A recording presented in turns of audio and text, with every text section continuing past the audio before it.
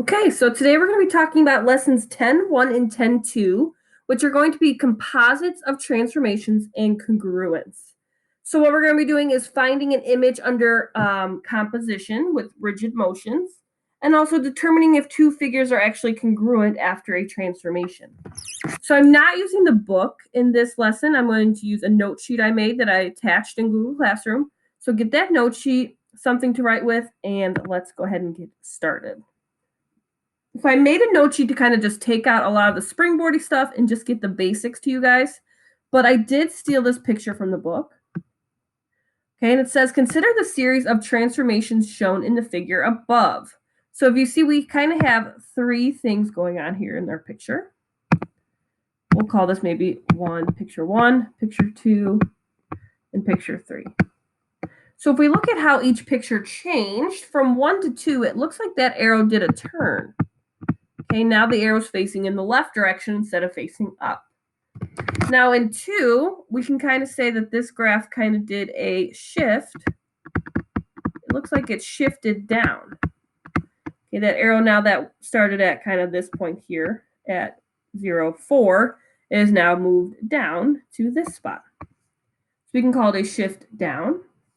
Okay, so if we look at that and consider what's actually happening here, the first transformation, I called it a turn, but really a turn we would know as a rotation. So our first transformation is a rotation. The second figure then, if that's a shift, we would call that a translation. Remember, translations were our shifts that kind of move something up, down, or left or right. So if we put that together, they're going to form what's called a composition of transformations. So a composition is a series of two or more transformations performed on a figure, one after another. Okay. So one thing we're going to talk about is some notation here because it's a little different. So how we could write a composition kind of looks like this, what we have here, with capital T and capital R. So this is implying a translation and a rotation. Remember, big R is rotation. But when we're reading the notation for a composition, we perform the second one listed first. Or what that means is we're just going to read this from right to left. So if we look at this transformation, that's T of 3, 2, and big R of O and then 90. What we would mean if we're reading this from right to left is first we would do the rotation. So we would do our rotation, and it's 90 degrees clockwise because that 90 degrees is positive. So we would do that transformation first, and then our translation. Now we can reword this if we want. 3, 2 means we're going to go x plus 3 and y plus 2 because they're both positive. Or as we know, positive means right and up. Okay? Let's look at number 2 then. If we have little r of x equals 0 and then big R of 180, which one's going to go first there? Okay, well, hopefully you're going from right to left. So the first one would be a rotation 180 degrees. Now we don't really have to specify direction with 180 because if you go clockwise or counterclockwise, it wouldn't matter. You'll end up in the same spot. And then if we remember, little r is a reflection. So that's saying we have a reflection over the line x equals 0. And if you didn't know, the line x equals 0 is the y-axis. Those are the same lines, in case you didn't know that. Okay? So that's how we read notation. So flip it over to the back, and we're going to actually do some transformations now. So I got numbers 1 and 2 from example A from your book. But it says for each composition, predict the single transformation that produces the same image. So in this case, if I read this from right to left, we have a translation 1, 0. So the x is going positive direction 1. And then we have another translation 0, 1. So the y there is going positive direction 1. And then we have a third transformation of 1, 1. So let me kind of reword this a little bit for us. So if I go from right to left, that means we have a translation, and we're going to go 1 to the right. Right, the y is not changing.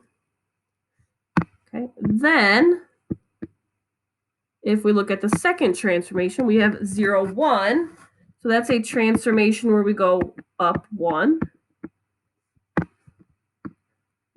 And then lastly, we have our transformation of 1, 1. So remember, that's a transformation that they're each going 1 in the positive direction. So 1 to the right and 1 up. So they're saying these are 3 transformations there, but they want to know how could we just do that in 1 transformation? So if we think about, we go 1 to the right, 1 up, 1 to the right, and 1 up, what are we actually doing in 1 step then? Well, we'd be going a transformation of 2, 2. If I go 1 to the right, and then 1 to the right again, that means I went right 2.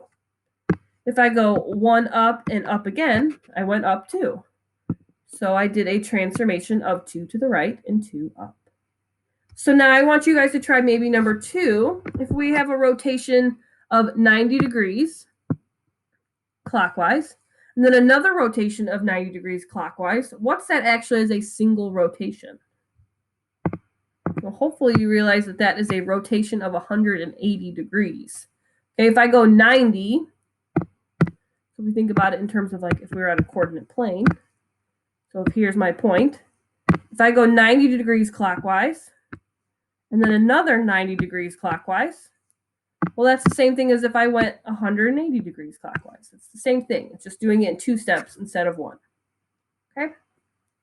So in example B, we're actually going to do our composition. So it says given point X is at -2, 3. Here's my point. We'll call him X.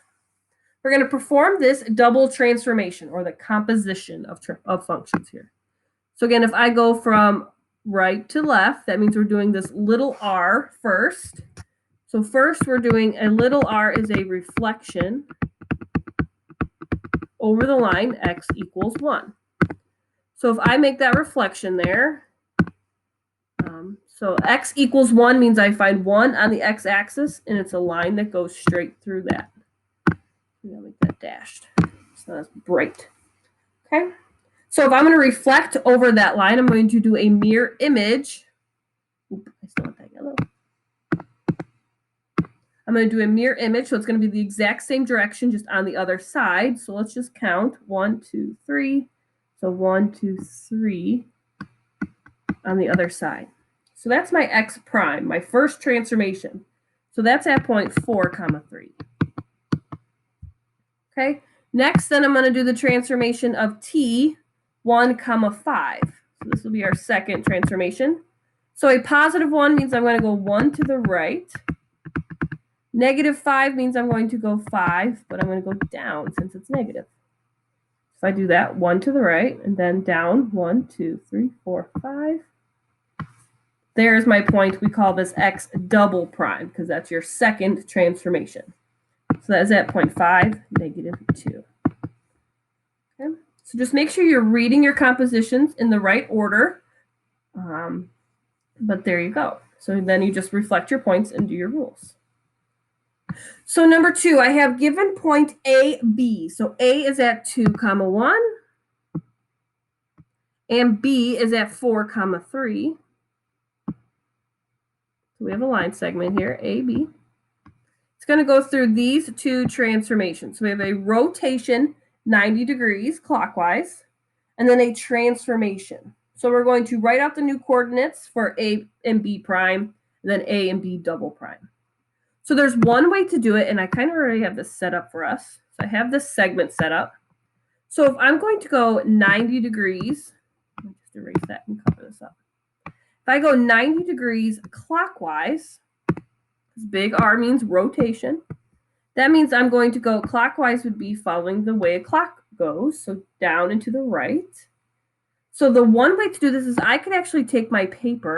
If you have your paper in front of you, you can do this. I'm just going to do it on this, but I can take this and I can do one turn. Remember, the whole coordinate plane is 360 degrees. So if it's cut into 4 parts, each thing is 90 degrees. So if I go one turn, that's 90 degrees. So now if I think of this as my x-axis and this is my y-axis, I can just grab those ordered pairs just as I see them. So A prime then would be at 1, -2. B prime then would be at, let's see, 4, oh wait, sorry, it would be at 3, -4. So now if I turn my picture back in the right position, I would just plot those points. So you can do it visually if you honestly rotate your paper that same direction. Okay. And 1, 2, 3, 1, 2, 3, 4. That is one way to do it. So this is B prime and A prime. Okay. Or if you remember your rules for rotation, 90 degrees clockwise, if you use that cheat sheet, we would just take our X, Y points and transform them into Y, -X. So you can follow the rule, or you can actually turn your paper that direction and that amount and kind of collect your ordered pairs that way. But both work the same. So that's transformation 1.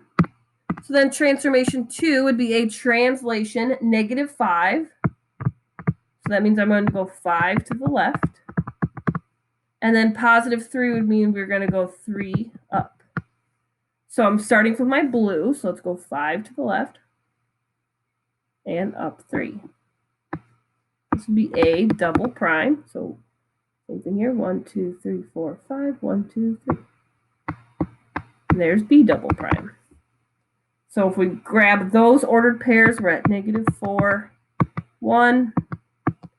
And we are at -2, -1. So again, a composition just takes one transformation and does something to that pre-image. So you get your first picture, and then from that second picture, you kind of go and you find the last one. So you kind of take each picture and you transform it. Okay, so that is a composition. So the last thing we have to talk about now is congruence. Okay, so here I have a triangle KMH is rotated 90 degrees counterclockwise.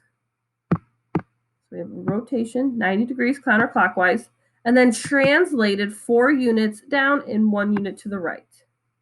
So then this is going to be our image. So we have our pre-image, KMH, and our image, XYZ. They want to know, are these two triangles congruent? So think about that for a minute. If I rotate it 90 degrees and then translate it, will I get a congruent triangle? Well, hopefully here you answered yes. Okay, if we remember, rotations in translations are rigid movements, meaning rigid preserves the size and the shape. So even though I turn that triangle and then I shift it, I'm not changing the size and shape of it at all. So they're going to be congruent. They might be in different positions, but they'll be exact same size and shape. So now let's look at 2. Our line segment AL is reflected over the line y equals 2, and then dilated by a factor of 6. So would these line segments be congruent? Why or why not? So think about this one, yes or no. Well, hopefully the key word here is dilation.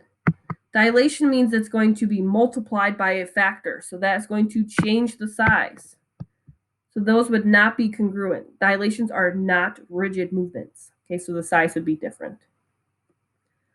So the big takeaways from today are knowing how to perform those compositions on an image, whether it's a point, a line, or a geometric figure. So again, just make sure you read them from right to left and do them in the correct order. And then to know if something's going to be congruent or not, if they're doing a rigid motion, so a translation, reflection, or rotation, you're not changing the size or the shape at all. So those would still be congruent. The only time you're going to change the size and the shape is if you dilate it by something. So if you ever see dilation, those would not be congruent.